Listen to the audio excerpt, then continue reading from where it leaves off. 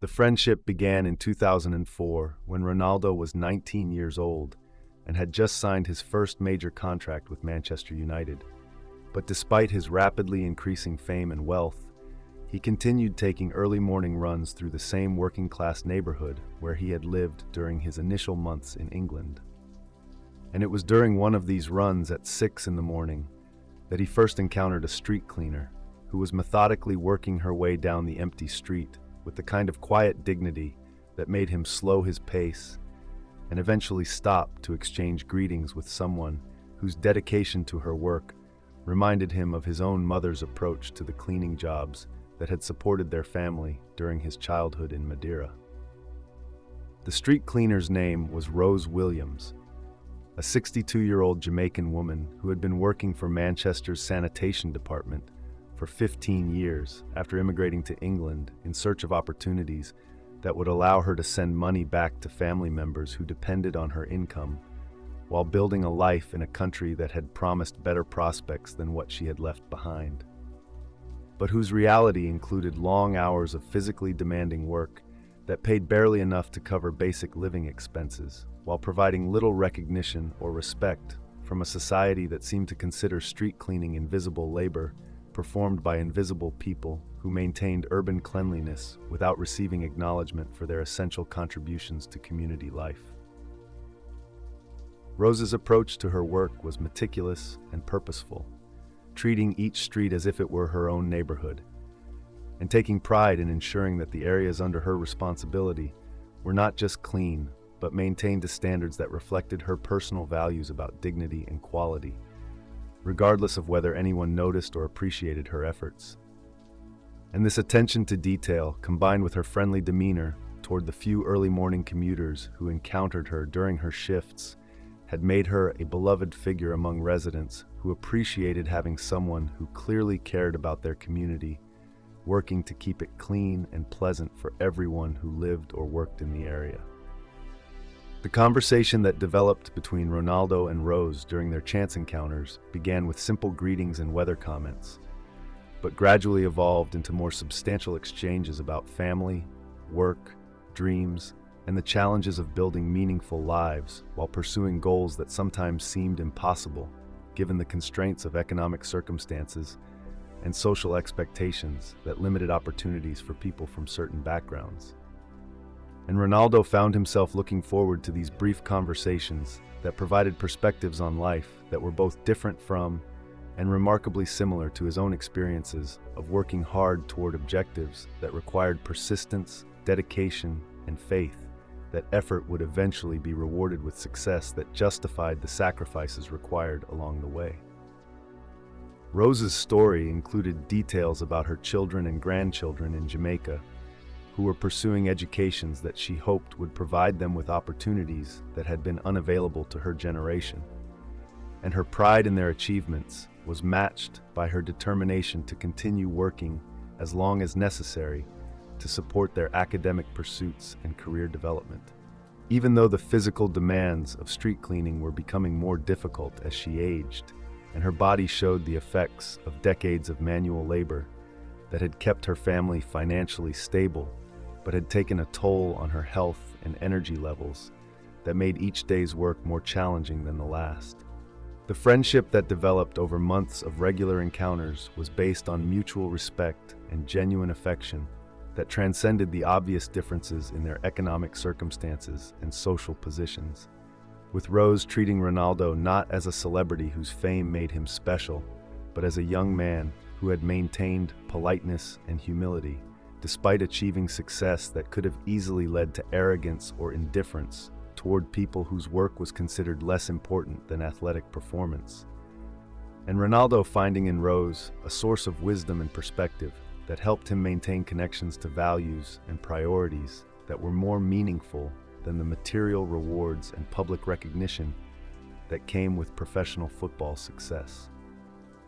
The tradition of stopping to talk with Rose became an important part of Ronaldo's routine during his years at Manchester United. And even when his training schedule changed or his living situation evolved, he continued making time for these conversations that provided stability and grounding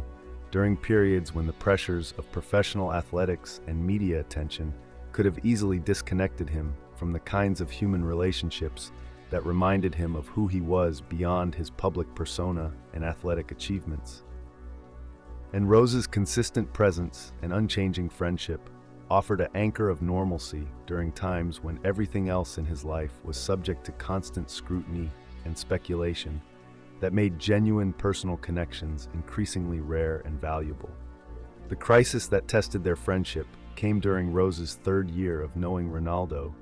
when she was diagnosed with diabetes that required expensive medication and dietary changes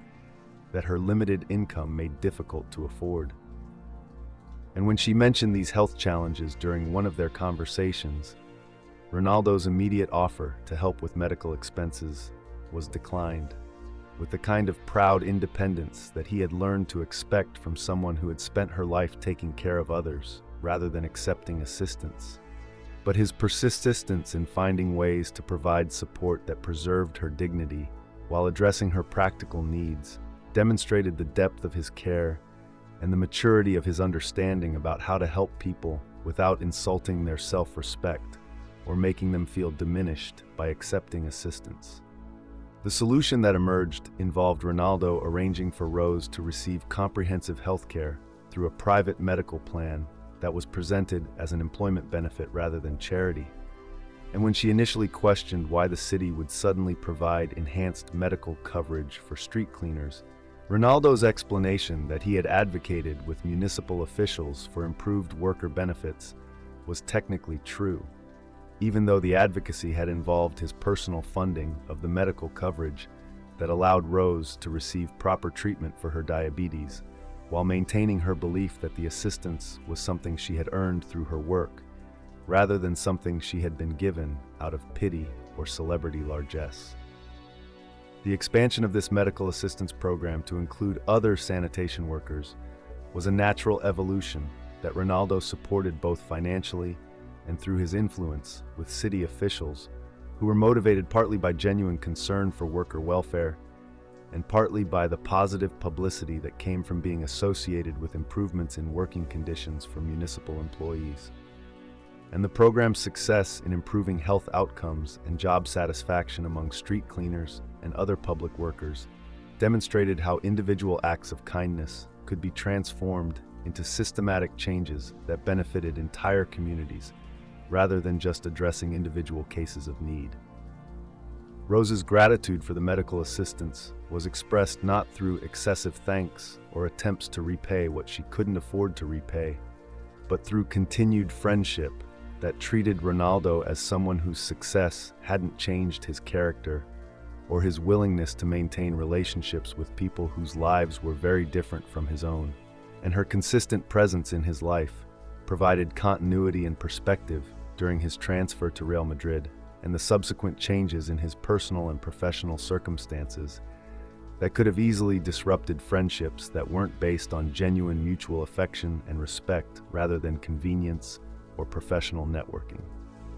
The letters that Rose wrote to Ronaldo during his years in Spain became treasured communications that provided updates about her family's progress, her own health and work experiences, and her observations about life in Manchester that helped him maintain connections to a place and community that had been important in his development, both as an athlete and as a person. And her writing revealed intelligence, humor, and wisdom that reminded him why their friendship had meant so much to him during his formative years as a young professional, learning to navigate success without losing sight of values that were more important than fame or wealth. The visit that Ronaldo made to Manchester in 2019, specifically to see Rose, who had retired from street cleaning but continued living in the same neighborhood where they had first met, was arranged quietly without media attention, and their reunion after several years of maintaining contact, primarily through letters and occasional phone calls, demonstrated that their friendship had survived time and distance because it was based on genuine care and respect, rather than the superficial connections that often characterized relationships between celebrities and the ordinary people whose lives briefly intersected with theirs during chance encounters that usually led nowhere meaningful or lasting. The scholarship program that Ronaldo established in Rose's honor provided educational opportunities for children and grandchildren of municipal workers, recognizing that the people who maintained community infrastructure and cleanliness deserved support for their family's advancement just as much as anyone else. And the program's first recipients included Rose's grandson in Jamaica, whose engineering studies were funded through assistance that honored his grandmother's decades of hard work, while providing him with opportunities that would allow him to build on her sacrifices, rather than simply surviving the economic limitations that had constrained her generation's choices and possibilities. The community center that was eventually built in Rose's neighborhood included a plaque acknowledging her contributions to community life and the friendship that had inspired ongoing investments in the area's development. But Rose's reaction to this recognition was characteristic of her approach to life, focusing more on the opportunities that the center would provide for local young people than on the personal honor that acknowledged her own significance in inspiring philanthropic work that would benefit future generations who might never know her name, but would benefit from the foundation of community investment that her example had helped create. Years later, when Rose passed away peacefully at age 78, surrounded by family members whose educational and career opportunities had been made possible partly through the friendship and support that had emerged from chance encounters with someone who had never forgotten the importance of treating all people with dignity and respect, regardless of their work or social position.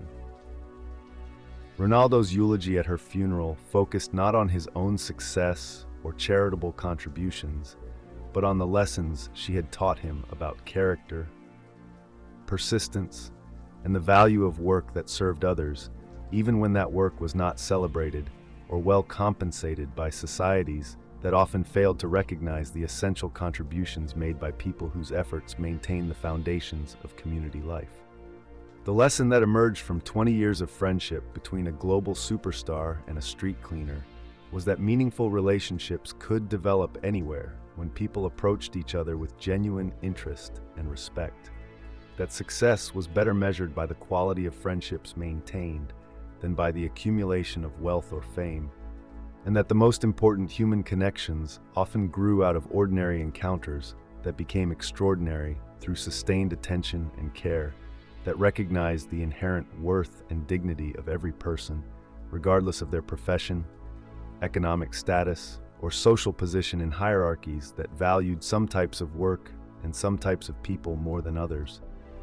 Despite the reality that community life depended on contributions from people at every level of society, who deserved recognition and support for their essential roles in maintaining the infrastructure and services that made civilized life possible for everyone.